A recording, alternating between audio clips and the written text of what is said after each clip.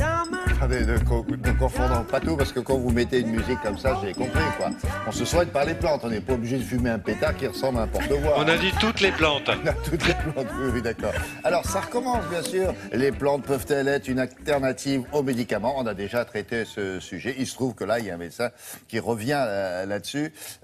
Une alternative, pourquoi pas? Alors, cette publication rappelle que les plantes, néanmoins, ne soignent pas des maladies graves. Une fois qu'on a dit ça, on peut expliquer quand même avec vous, Brigitte, pourquoi ces médecins ont parfois des réticences vis-à-vis des médicaments et se tournent plutôt vers les plantes. Qu'est-ce qu'ils ont, nos médicaments, qui ne va pas? C'est une image pas toujours positive du médicament. Vous savez, chaque année, on vend en France 3 milliards de boîtes de médicaments.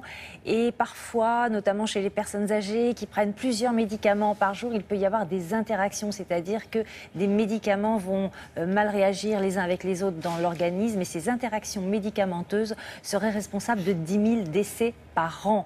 Et la Sécurité sociale a même fait une étude et a donné un chiffre assez édifiant, c'est qu'il y aurait environ 10 à 20% des hospitalisations chez les personnes de plus de 65 ans qui seraient dues à des effets secondaires des médicaments. Donc l'idée chez certains médecins, ce n'est pas du tout de soigner le cancer par des tisanes, hein. On est bien dans un autre état d'esprit. C'est juste, est-ce qu'on peut un peu décélérer la consommation médicamenteuse? Est-ce que sur certains troubles légers, passagers, particuliers, est-ce qu'on ne pourrait pas avoir recours aux plantes, donc sans avoir les effets secondaires parfois de certains médicaments? Alors effectivement, dans certains cas précis, dans certains troubles précis, légers, pourquoi pas? Donc dans quelle situation peut-on utiliser des plantes et comment les utiliser? Réponse en images.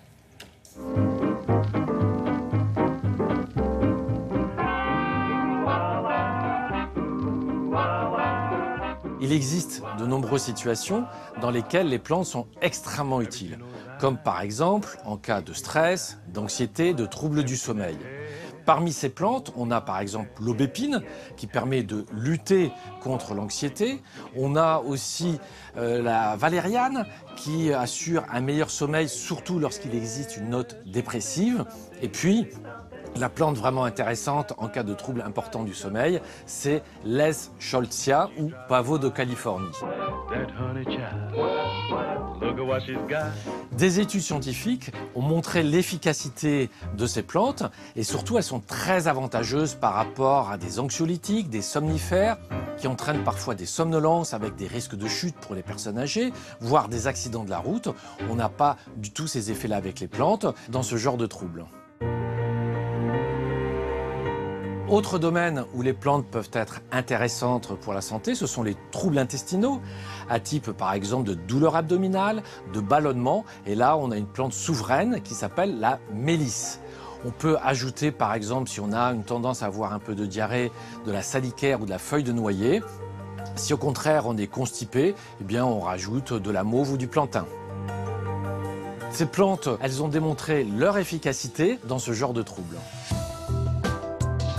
D'autres domaines où les plantes peuvent aider, comme par exemple dans les troubles dits climatériques de la ménopause, c'est-à-dire les bouffées de chaleur. On a une plante comme l'amamélis qui est intéressante sur la circulation, l'aubépine s'il existe une note anxieuse, et on peut prendre de la sauge aussi sur des courtes périodes. L'intérêt de ces plantes, c'est qu'elles présentent une alternative aux traitements hormonaux classiques sans avoir les effets secondaires de ces traitements. On peut tout à fait les prendre en première intention. L'efficacité n'est pas absolue, mais elle aide, elle participe à limiter ces effets négatifs de la ménopause. D'une manière générale, on peut utiliser les plantes sous forme de tisane.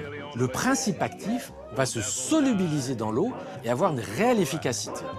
Il existe deux types de tisanes, les infusions pour les fleurs et les feuilles et les décoctions pour les racines et les écorces. En fait, les décoctions sont souvent assez amères, il faut mieux choisir des infusions et on peut aromatiser la tisane avec de la verveine odorante. C'est acceptable pour tout le monde, même pour les enfants et les adolescents.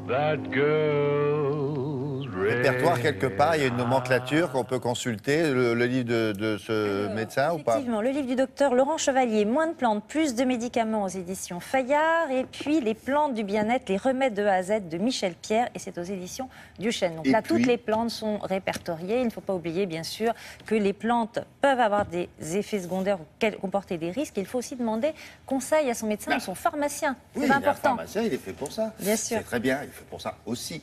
Et puis en plus, vous le connaissez, votre pharmacien. Merci beaucoup. La météo matin avec Anaïs Baïdemir, des nouvelles de la canicule. Elle se porte très bien.